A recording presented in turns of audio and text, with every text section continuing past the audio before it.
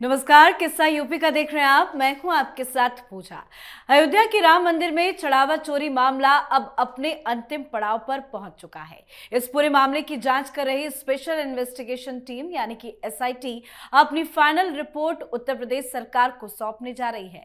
सरकार की तरफ से जांच पूरी करने के लिए एसआईटी को 15 दिन का अतिरिक्त समय दिया गया था और अब वो समय भी पूरा हो चुका है। माना जा रहा है कि अंतिम रिपोर्ट में पूरे घटनाक्रम की विस्तृत जानकारी, जिम्मेदार लोगों की भूमिका, सुरक्षा व्यवस्था में हुई चूक, प्रशासनिक लापरवाही और आगे की कार्रवाई को लेकर स्पष्ट सिफारिशें शामिल हैं। बताया तो ये भी जा रहा है कि एसआईटी की फाइनल रिपोर्ट में कुछ और बड़े बड़े खुलासे हो सकते हैं, कुछ चौंकाने वाले नाम शामिल हो सकते हैं, जिम्मेदार लोगों की भूमिका और सिस्टम पर भी बड़े खुलासे हो सकते हैं और एसआईटी की रिपोर्ट की समीक्षा के बाद योगी सरकार कानूनी कार्रवाई पर फैसला भी करेगी। तो एसआईटी की फाइनल रिपोर्ट में क्या कुछ है, योगी सरकार किस एक्शन की तैयारी में है, क्या कुछ चल रहा है राम मंदिर चंदा चोरी मामले में, आज इसी पे चर्चा करेंगे। मेरे साथ स्टूडियो में मौजूद हैं कैपिटल टीवी के एग्जीक्यूटिव एडिटर राजीव जी। सर, आपका बहुत बहुत स्वागत है। एसआईटी की फाइनल रिपोर्ट तैयार है, क्या क्या है इस फाइनल रिपोर्ट में?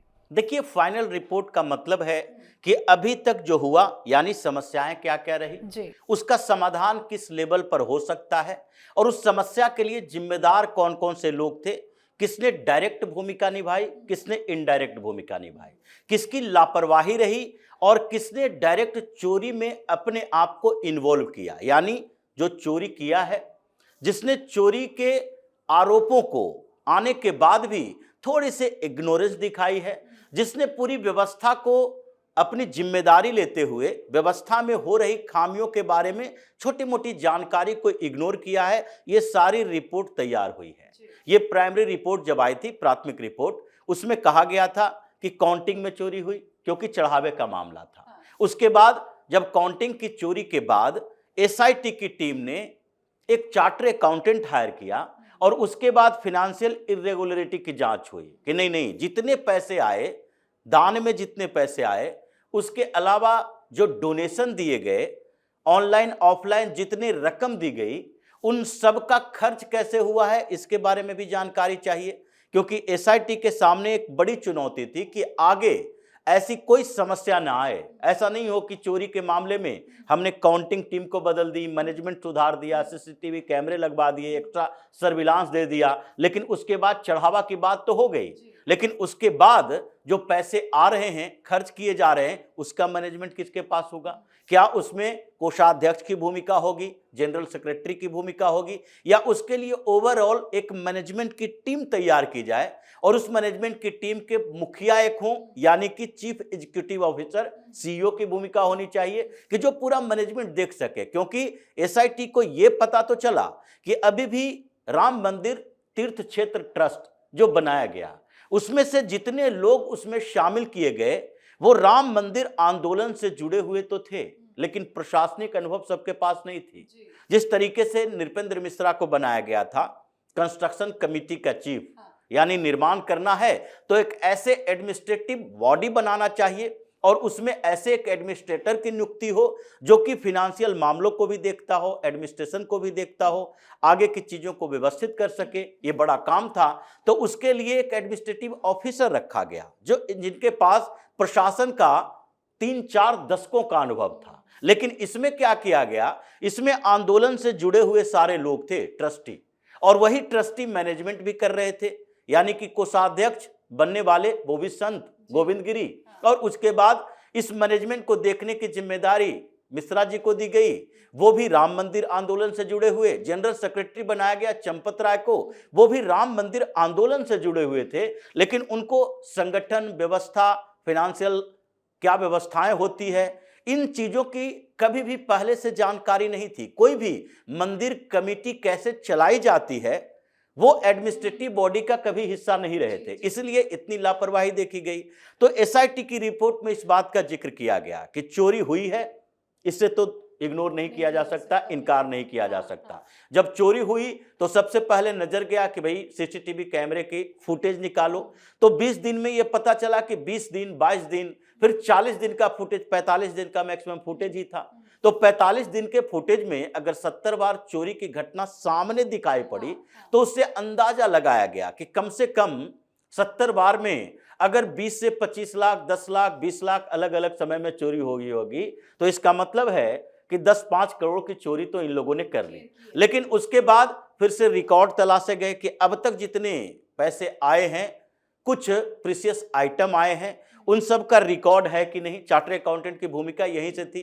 फाइनेंशियल टीम लगाए गए, इन्वेस्टिगेटर लगाए गए और उसके बाद अब फाइनल रिपोर्ट में यही देखना है कि अब तक जो राम मंदिर निर्माण से लेकर कोई भी किसी भी स्टेज पर छोटी सी भी लापरवाही हुई है तो उसको दूर किया जाए। यानी पैसे खर्च करने में लापरवाही, अगर आप कोई प्रोग्राम करते हो, कार्यक्रम करते हो, उसमें करोड़ों में खर्च हो रहा है, जैसा कि बताया गया 1300-1400 करोड़ खर्च हुए हैं 5-5 प्रोग्राम में, तो उसमें खर्च जो हो रहा है वो एक लेयर नहीं होना चाहिए। जैसे इसमें जो बताया जा रहा है कि पूरी तरह से चंपत राय को क्लीन चिट इसलिए नहीं दिया जा सकता क्योंकि चंपत राय का बेहद करीबी टिन्नू यादव, जो पहले उनके ड्राइवर था, और टिन्नू यादव की भूमिका वैसी ही थी मंदिर मैनेजमेंट में जैसे चंपत राय का दाहिना हाथ हो। वो पूरी मैनेजमेंट के एक एक बारीकियों को जानता था। हुंडी की चाबियां उसके पास होती थी। कहां मीटिंग में क्या, कौन से पेपर कहां पर आ रहे हैं, वो सारी जानकारी होती थी। वो डायरेक्ट काउंटिंग में शामिल नहीं था, लेकिन काउंटिंग के बाद के पैसों में शामिल था। तो इसलिए एसआईटी की रिपोर्ट में कहा गया है कि टिन्नू यादव इसमें सबसे बड़ा खिलाड़ी है।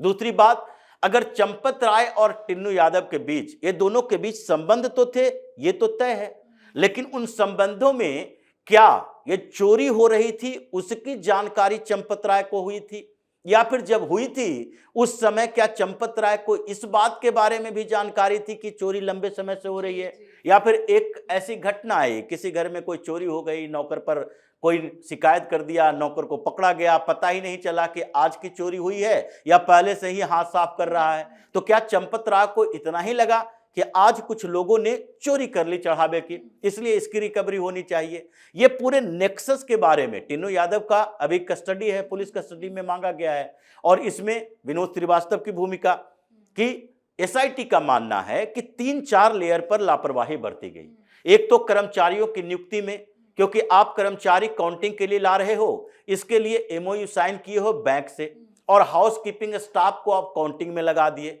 उसकी ईमानदारी पर अगर आपको पहले से शक करना चाहिए, आपने किया नहीं। उसके बाद उसके ड्रेस कोड नहीं देखे कि कहीं भी किसी भी स्तर पर स्टैंडर्ड ऑपरेटिंग प्रोसीजर का पालन किया जाता है, लेकिन आपने क्या किया कि उसके ड्रेस कोड ऐसे नहीं रखे जिसके बाद ये तय किया जा सके, जैसे नीट के एग्जाम में धीरे धीरे प्रोसेस हुआ कि नहीं आपको स्लीपर पहनकर ही आना है, आपको हाफ शर्ट पहनकर आना है, आपको टोपी लगाकर गर्म कपड़े पहनकर नहीं आना है। उसी तरीके से आपने पहले तय ही नहीं किया कि ये लोग जब काउंटिंग के लिए जाएं, पैसे की गिनती के लिए जाएं, तो उनका ड्रेस कोड ऐसा होना चाहिए जहां छिपाने की जगह ना हो। उसके बाद सीसीटीवी कैमरे की निगरानी में अगर आप करते हो तो कम से कम आपको तिरुपति बालाजी का अनुसरण करना चाहिए था, जहां पर पहले ऐसा मामला हो चुका था। तो उसके बाद उसने एक व्यवस्था बनाई कि सबके सामने काउंटिंग की जाएगी और सब लोग देखेंगे, फाइनेंशियल रिकॉर्ड तैयार किए जाएंगे, डिजिटल रिकॉर्ड तैयार किए जाएंगे, वहीं से पैसे जाएंगे। ये किसी से छिपा हुआ नहीं रहेगा, सबके सामने गिनती होगी। सैकड़ों लोग वहां पर खड़ा होकर देख सकते हैं कितना पैसा आया, कितना पैसा बैंक में जा रहा है। तो ये सारी व्यवस्थाओं के ऊपर जो रिपोर्ट है, उसी के आधार पर, प्राइमरी रिपोर्ट के आधार पर ही सीईओ की वैकेंसी निकली। उसके बाद एक मैनेजमेंट टीम बनाई जाएगी और आगे इसमें सुधार की गुंजाइश है कि कितनी लापरवाही हुई है, जिसको सुधारा जाएगा और आगे ऐसी घटना ना हो उसके ऊपर ध्यान दिया जाएगा। बिल्कुल, लेकिन एक जो सबकी निगाहें जिस बात पे टिकी है, क्या एसआई की रिपोर्ट में अनिल मिश्रा हो या चंपत राय हो, उनकी भूमिका को लेकर कुछ संदिग्ध जानकारी है, या एसआईटी जब अपनी ये रिपोर्ट सरकार को सौंप देगी उसके बाद क्या कुछ और नए एफआईआर दर्ज हो सकते हैं? ऐसी कुछ संभावना जताई जा रही है क्या? देखिए, जिस तरीके से अनिल मिश्रा की भूमिका है उसमें तो एसआईटी ने मान लिया है कि वो पूरी तरह से इसमें दोषी हैं, क्योंकि उन्होंने ही बैंक के साथ एमओयू साइन किया। उसके बाद उनके करीबी लोग अपॉइंट किए गए, इन्होंने सिफारिश की, और उसके बाद इन्होंने ही पूरा मैनेजमेंट कॉन्ट्रैक्ट का देखा था, किसके पास कौन सा कॉन्ट्रैक्ट जाना चाहिए, किन लोगों की नियुक्ति होनी चाहिए, कौन एक्स्ट्रा स्टाफ की नियुक्ति होनी चाहिए। जब काउंटिंग हो रहा है, पैसे ज्यादा आ गए हैं, तो उसके बाद काउंटिंग स्टाफ के अलावा सामान्य जो मेन स्टाफ है, जो प्रसाद बनाने में काम करता है, जो दूसरे काम कर रहा है, मंदिर में सेवा कार्य कर रहा है, उन लोगों का इन्वॉल्वमेंट कैसे होना चाहिए, इसलिए 23 कर्मचारियों को सस्पेंड किया गया, बाहर निकाला गया। इस तरह से ये पूरी भूमिका जो थी लापरवाही की, वो अनिल मिश्रा की है।